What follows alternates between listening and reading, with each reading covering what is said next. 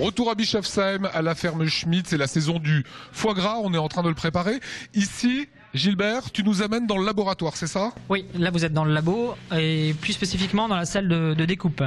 Les canards, on a vu le gavage tout à l'heure. Oui. Il y a l'abattoir entre-temps. C'est ça. Ils ont été éviscérés, à savoir qu'on a prélevé le foie, les gésiers.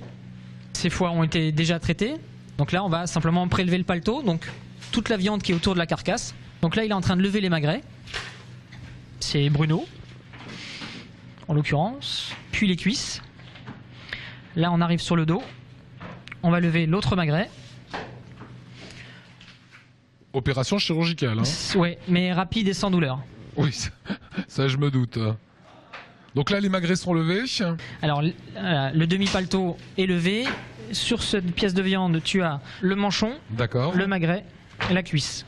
Donc tu as trois belles pièces de viande, plus la chute qui va être utilisée aussi. Les foies sont déjà partis. Donc les foies, en fait, ces animaux-là ont été abattus hier. Les foies ont été prélevés dans la foulée, 1 heure après l'abattage, refroidis, puis événés hier après-midi. Et là, selon leur destination, ils vont soit partir dans des farces, soit partir en foie gras noble. Voilà, soit être découpé en escalope ou en foie cru que vous allez retrouver directement chez vous si vous voulez utiliser le foie cru brut. Voilà. Cette petite entreprise, cette ferme Schmitt, c'est combien de kilos de foie gras à l'année? C'est environ 5 à 6 tonnes de foie gras de canard et une tonne environ de foie gras d'oie. Et une des spécificités, c'est quasiment directement chez le consommateur, pas par les grands circuits de distribution. C'est ça, on a nos propres équipes de marché. Donc on a en fait 4 véhicules qui sortent le samedi matin et qui sortent toute la semaine pour faire environ une vingtaine de marchés par semaine. Est-ce qu'on peut voir les foie gras, ce qu'ils sont devenus? Oui, on va regarder. Oui, donc là il va nous rester par exemple des petits foie d'oie. Donc ça c'est vraiment c'est des choses qu'on va appeler déclassées. Ils sont petits, donc ils vont être moins fondants, ils vont être moins intéressants pour faire des terrines.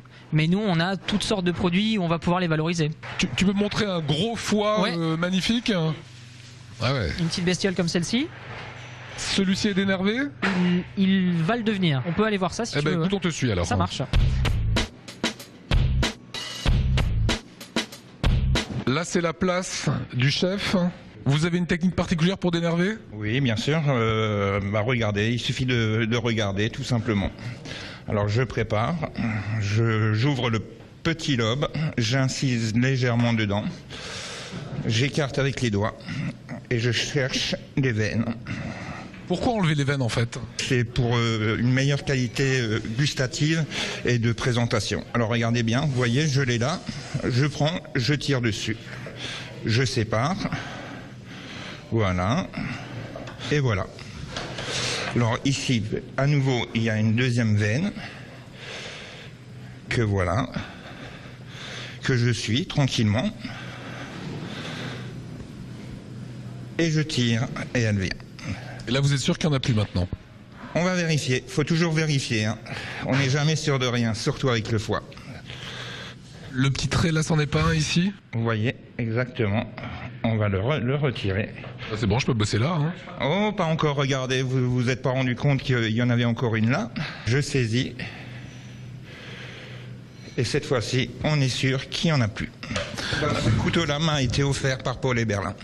Voilà, c'est lui qui m'a appris, il y a maintenant à peu près une dizaine d'années, à la fabrication du foie gras.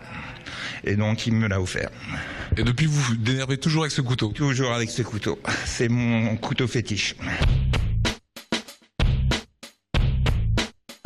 Jean-Paul, le papa, en plein boulot. Vous êtes en train de faire quoi là, Jean-Paul? On est en train de remplir un pâté qu'on appelle l'excellent. Et comment il est? Il est à peu près comme son nom, il est apprécié de beaucoup de personnes. C'est vous qui avez monté la ferme Schmitt? Important du producteur directement au consommateur?